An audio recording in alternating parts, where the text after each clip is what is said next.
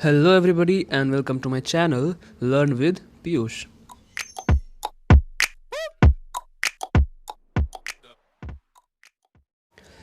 तो हमने पिछले पार्ट में ये पढ़ा कि उस वो जो स्लम था, वो पर्टिकुलरली स्लम में जो एक वो स्कूल बनी हुई थी जो कि डोनेशंस के ऊपर बना हुआ था।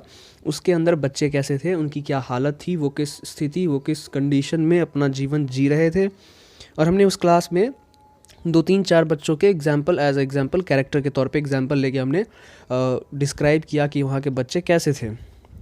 उसके बाद फिर हमने दूसरे स्टैंजा में पढ़ा कि वो जो स्कूल था उसका जो एक पर्टिकुलर क्लासरूम जिसके बारे में हम पढ़ रहे हैं, वो क्लासरूम कैसा था। उसके दीवार पुराने हो गए थे, वो डोनेशन के ऊपर बना हुआ था, उसमें एक शेक्सपियर की पेंटिंग लगी हुई थी। और उसमें एक हमने टायरोलीज़ वैली के बारे में भी पढ़ा जिसको इस रूप में दर्शाया गया है कि वो बच्चे उस चीज़ को, उस नेचर ऑफ ब्यूटी को कभी देख ही नहीं पाएंगे क्योंकि वो कचरे के ढेर में रह रहे हैं। तो लाइक ऑल दैट हमने वो सारी चीज़ें उसमें पढ़ी सेकेंड स्टैंजा में। और अब हम पढ़ेंगे आज ये जो सेकेंड पार्ट है, ये इसमें हम थर्ड स्टैंजा और फोर्थ स्टैंजा को हम कवर करेंगे और इस चैप्टर को रैप अप करेंगे। और एट द एंड मैं इस चैप्टर के, इस पोएम के जो नोट्स हैं, पीडीएफ नोट्स, और जो भी इसमें पोएटिक, उस नोट्स में आपको मिल जाएंगे जो भी पोएटिक डिवाइसेस यूज की गई हैं इस पोएम में, वो सारी चीज़ें आपको वहाँ मिल जाएंगी।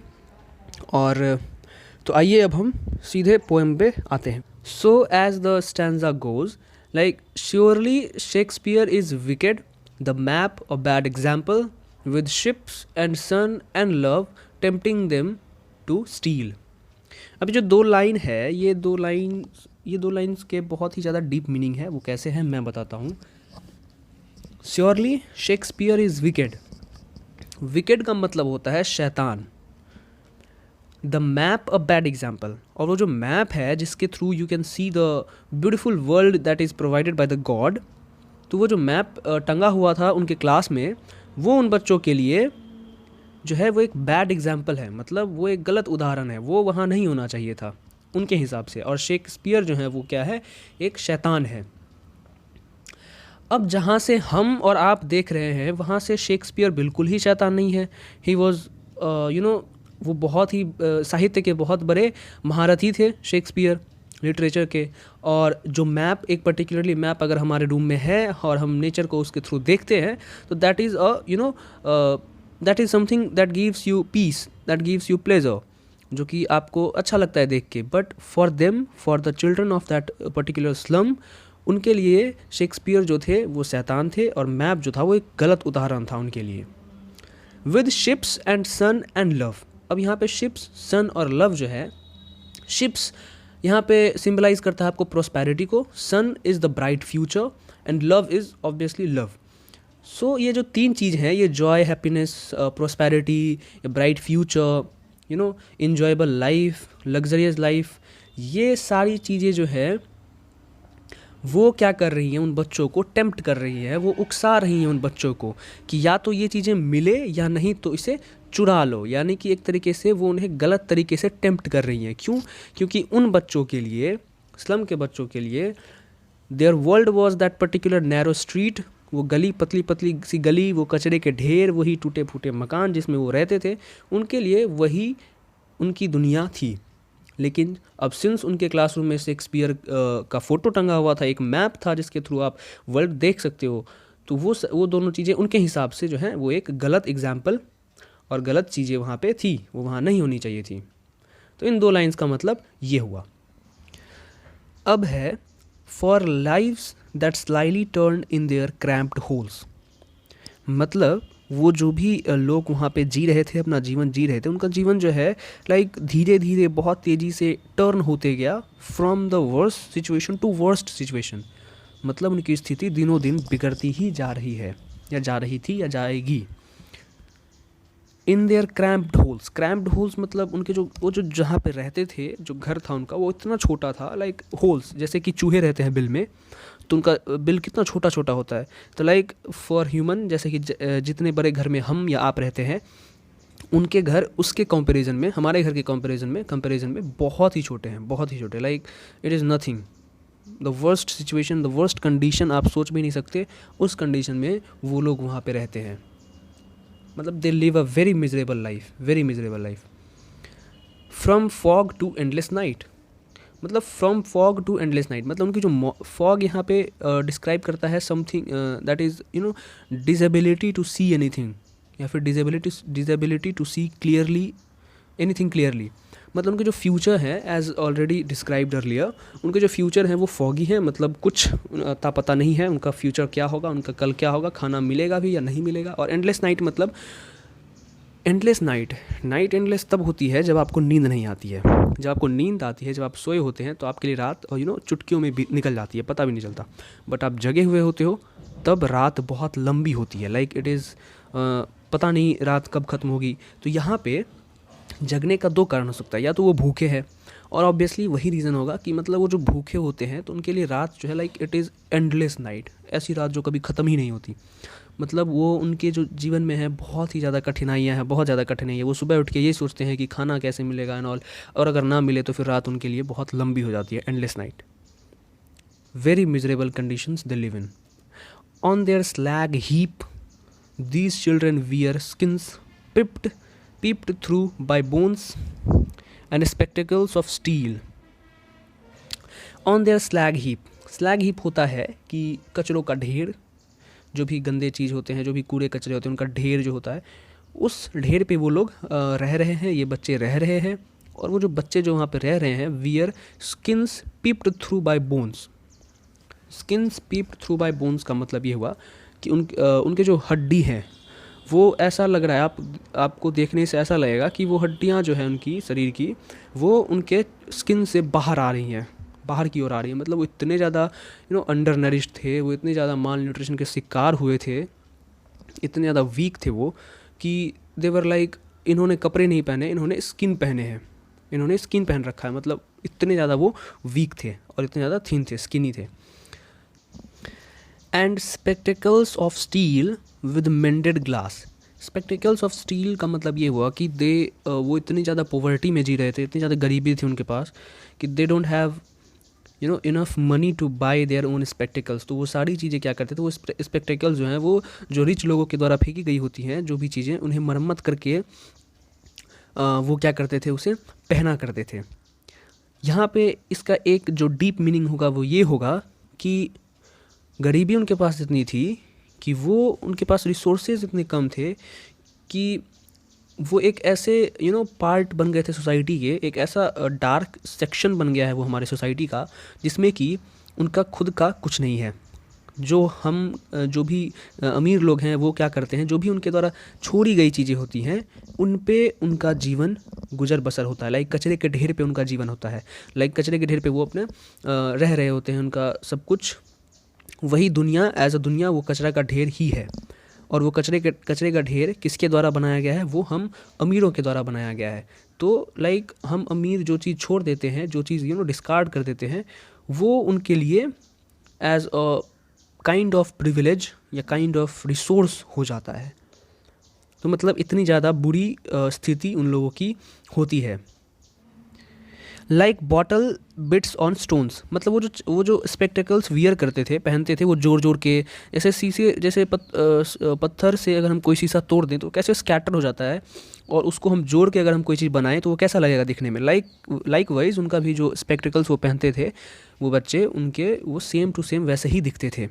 मतलब basically this 2 line describe the poverty, the extreme level of miserable life of that slum children. जो भी वो झुग्गी के बच्चे थे, उनके जो जितनी मतलब बहुत ही दयनीय जीवन हम कह सकते हैं जो वो जी रहे थे, उसके बारे में डिस्क्राइब कर रहा है ये 2 line. All of their time and space are foggy slum. All of their time and space, यहाँ पे all of their time and space is like their world, मतलब उनका जो भी वर्ल्ड है वो वही स्लम है, जिसमें फॉगी स्लम मतलब वो एक ऐसा पार्ट जहाँ से बाहर निकल पाना बहुत ही मुश्किल है, जहाँ से बाहर कुछ नहीं दिखता। Like it is all dark, it is like dark future, the worst life, the miserable life, the piteous life, जहाँ पे the human can't help himself, lack of resources, lack of privilege, बहुत कुछ। लाइफ वो बद से बदतर स्थिति होती है उन लोगों की, तो उनके लिए वो जो स्लम है वही उनकी दुनिया है, वही बद से बदतर हुआ लाइफ जो है, जीवन है, वो उनके लिए दुनिया है। Slow blot their maps with slum as big as doom. अब यहाँ पे पोएट जो है एक रिक्वेस्ट कर रहा है, एक रिक्वेस्ट कर रहे हैं दुनिया से, सोसाइटी से, कि वो जो मैप आपने उनके क्लासरूम में लगा रखा है, उनके क्लासरूम में है, वो उनके किसी काम का नहीं है, क्योंकि वो they are unable to find their slum into that map. वो अपनी दुनिया, अपने जो जिसमें रह रहे हैं वो स्लम जोगी, वो उस मैप पे लोकेट करने में दे आर असक्षम, वो असक्षम है उसको बट अपनी जो दुनिया है उनको ढूंढने में उस मैप में। तो वो मैप उनके लिए कोई काम नहीं है। मैं आप लोगों से रिक्वेस्ट करता हूँ, मैं एज अ पोएट आप कह रहे हैं कि मैं आप लोगों से रिक्वेस्ट करता हूँ कि आप उनके जो स्लम है उनको भी जितना बड़ा हो सके आप उसको सर्कल कीजिए, उसको इंडिकेट कीजिए, ताकि दुनिया की नज़र में आ पाए वो चीज़, ताकि दुनिया को पता चले कि एक्चुअली में ऐसा भी कुछ एग्जिस्ट करता है और हमें इसके ऊपर ध्यान देने की आवश्यकता है। So basically poet is requesting, poet is asking the society to draw their attention towards this side also, because ये लोग बहुत ही बुरी कंडीशंस में है, बहुत ही ज़्यादा बद से बदतर स्थिति में ये लोग अपनी लाइफ जी रहे हैं, जो कि दे डोंट डिज़र्व एक्चुअली, मतलब they need help. So basically इस पैराग्राफ से पोएट ने उनकी जो मिजरेबल कंडीशंस में वो जीते हैं, वो लाइफ जो उनकी है, और जो सोसाइटी से वो रिक्वेस्ट कर रहे हैं कि they also need to be highlighted, वो इस स्टैंजा से क्लियर होके आता है। अब हम आएंगे नेक्स्ट स्टैंजा पे, that is last stanza. Now unless governor inspector visitor, unless governor inspector visitor. अब यहाँ पे पोएट जो है वो प्ली कर रहे हैं, वो रिक्वेस्ट कर रहे हैं, he is requesting, he is putting a petition to the governor, to the inspector and specially to the visitor, कि अब समय आ चुका है हम सबको एक साथ होकर, यूनाइट होकर, जब तक हम इन चीज़ों पे ध्यान नहीं देंगे ये बच्चे इसी स्थिति में रह के मर जाएंगे। They will not uplift in any condition. मतलब अब हमें हाथ में हाथ डाल के एक साथ होकर, एकजुट होकर इन लोगों के ऊपर भी, ये स्लम के जो बच्चे हैं इनके ऊपर भी ध्यान देना पड़ेगा, ध्यान देना होगा। This is our duty as a human being, humanity के नाते ये हमारा कर्तव्य है कि हम इनको भी ऊपर लेके आएँ, इन बच्चों के सपने जो हैं वो भी पूरे हों, इनका अधिकार है। यहाँ पे poet requesting, this map becomes their window and these windows. और फिर क्या होगा, ये जो इनके जो मैप है, then it will become a window to see the world, to see the beautiful world. जब हम लोग एकजुट होकर एक इनिशिएटिव लेंगे कि इनके क्योंकि इनके स्कूल जो है वो बस नाम के लिए हैं, पढ़ाई वहाँ पे होती ही नहीं है, तो एक तरह से इनका जो भविष्य है, जो बच्चे हैं, इसमें बच्चे की कोई गलती नहीं है। इसमें जो गलती है वो है हम as a human being, as a society, हमारी गलती है कि हम इसके ऊपर ध्यान नहीं देते। सो अब समय आ चुका है बदलने का, बदलाव लाने का, कि हम सब एकजुट हों और इसके ऊपर ध्यान दें, तभी जाके ये बच्चे जो हैं भविष्य देख पाएंगे। Becomes their window and these windows का मतलब ये हुआ कि तभी ये अपने जो है फ्यूचर, ब्राइट फ्यूचर के लिए कुछ मेहनत कर पाएंगे, तो उनको फ़ायदा भी होगा। They can do something for their future, they can see the world that actually exist, that shut upon their lives like catacombs. और ये कह रहे हैं पोएट कि जब गवर्नर, इंस्पेक्टर, विजिटर, हम सारे लोग साथ मिलकर जब इनके ऊपर ध्यान देंगे, तो ये जो है ये जो उस यहाँ पे कैटाकॉम्ब्स का मतलब होता है अंडरग्राउंड, यानी कि कैटाकॉम्ब्स का मतलब होता है पहले के ज़माने में लोगों को ज़मीन के अंदर में दफनाया जाता था, तो कैटाकॉम्ब्स का मतलब वो है। तो दफनाने का सेंस यहाँ पे ये है कि उनके जो जीवन है, वो जो इस जो भी प्रिविलेज से वंचित होके वो जो उनके जो जीवन है वो दफन हो चुके हैं उस कचरे के ढेर में, वो क्या करेंगे, वो वहाँ से निकल सकने में बहुत ही ज़्यादा कामयाब रहेंगे अगर हम सारे लोग साथ होके उनके ऊपर ध्यान दें। That shut upon their lives like catacombs, break open till they break the town. अब यहाँ पे पोएट पोएट इज़ होपिंग, वो आशा कर रहे हैं पोएट कि ये बच्चे जो हैं एक न एक दिन सारे बैरियर्स को तोड़ते हुए और इस स्लम की लाइफ से बाहर निकलेंगे and they will be able to breathe in the free environment, healthy environment. वो खुल के चैन की सांस ले पाएंगे, खुल के जी सकेंगे। और वो बच्चे जो हैं वो बच्चे भी अपने सपने जो हैं वो पूरा कर पाएंगे। They will be able to achieve their dreams and they will be in a free nature, very far from that foggy slum. वो उस दुनिया से बहुत दूर होंगे और अपनी लाइफ खुल के जी रहे होंगे। And show the children to green fields. और पोइट जो है वो यहाँ पे ये भी रिक्वेस्ट कर रहे हैं कि उन बच्चों को दिखाओ, ग्रीन फील्ड से यहाँ पे मतलब है nature, the beauty of nature. उनको भी दिखाओ कि नेचर में ये सारी चीज़ें एग्जिस्ट करती हैं, ये नेचुरल चीज़ें हैं जो गॉड के द्वारा दी गई हैं, और इस पे जो है उनका भी उतना ही अधिकार है जितना हम सबका है। मतलब इक्वलिटी का सेंस यहाँ पे पोइट जो है he wants to convey the message of equality and make their world run azure on gold sands. और मतलब ये गोल्ड सैंड्स यहाँ पे है कि bright sun means bright. So और उनके जो लाइफ है, उनका जो दुनिया है वो भी एक सूरज की तरह चमकता हुआ, लाइक बहुत ही ज़्यादा रोशनी से भरा हुआ हो।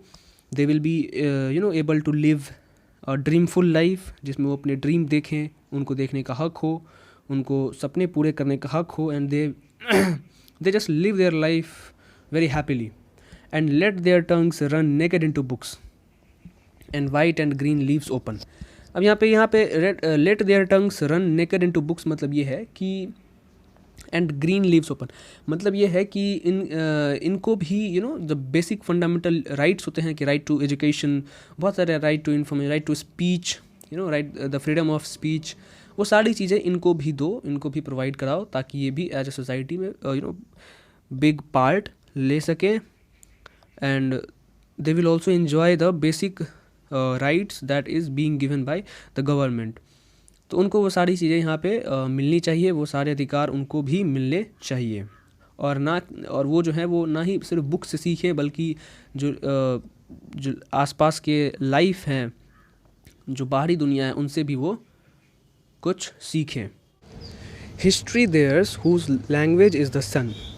अब इस लाइन के थ्रू जो है वो पोइट हैं वो एक बहुत ही अच्छे नोट पे ये पोएम को एंड करना चाहते हैं, और वो ये है कि हिस्ट्री, इतिहास वो ही रचते हैं जिनका लैंग्वेज जो है वो सन है। लैंग्वेज द सन का मतलब ये है कि आप वैसे काम कीजिए जिससे कि दूसरों के जीवन में भी रोशनी आए, रोशनी मतलब जो प्रकाश आए, वो भी अपने जीवन को जी सके, तरक्की कर पाएँ। मतलब आप सबको साथ लेके चल पाएंगे, तभी आप आगे जाके इतिहास रच पाएंगे। और ये पोएट जो है बेसिकली इंडिकेट कर रहे हैं और मेंशन कर रहे हैं हम सोसाइटी वालों को, जो कि गुड कंडीशन में है, अच्छे स्थिति में है, वो उनसे रिक्वेस्ट करते हैं कि अगर आप चाहते हैं कि आगे जाके आप इतिहास रचें, तो सबको साथ लेके चलने की क्वालिटी खुद में डेवलप करिए। So he is requesting the society कि आप इन लोगों के ऊपर भी ध्यान दीजिए, इनको भी साथ लेकर चलिए। और ये बहुत ही अच्छा आई थिंक बहुत ही पॉजिटिव सा एक नोट है जहाँ पे कोई भी पोएम को एंड कर सकते हैं।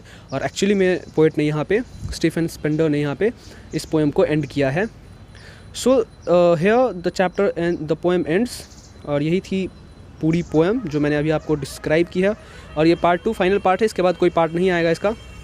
और इसके जो नोट्स हैं, चैप्टर के नोट्स हैं, समरी नोट्स और PDF नोट्स मैं आपको प्रोवाइड कर दूंगा। लिंक जो है वो डिस्क्रिप्शन में होगा, वहाँ से आप डाउनलोड कर सकते हैं। And at the and I will again से कि please subscribe the channel if you like the content. And it takes genuinely it takes lot of time and hard work to do all these things. So I request you guys to please show some support if you genuinely like the content. So इतना ही था, that's it. पढ़ाई करते रहे, all the very best.